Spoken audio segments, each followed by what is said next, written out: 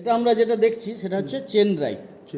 আমাদের আর কত কত রকমের ড্রাইভ হয়, বেল ড্রাইভ হয়, চেন ড্রাইভ হয় আর গিয়ার ড্রাইভ। আমরা এখন যে ইঞ্জিনটা খুলেছি সেটা হচ্ছে চেন ড্রাইভ। এই যে পেনিয়ানটা দেখছি, এই পেনিয়ানটা আমাদের ক্র্যাঙ্ক শ্যাফটের, আর তার সঙ্গে এটা যেটা আছে সেটা হচ্ছে ক্যাম শ্যাফটের। ক্যামের পেনিয়ান এবং ক্র্যাঙ্কের পেনিয়ান। যদি গিয়ার হয়, ক্র্যাঙ্কের গিয়ার, ক্যামের গিয়ার। তো এই ক্যামের পেনিয়ান এবং ক্র্যাঙ্কের পেনিয়ান এবং ক্যামের পেনিয়ানের মধ্যে তফাৎ কি আছে?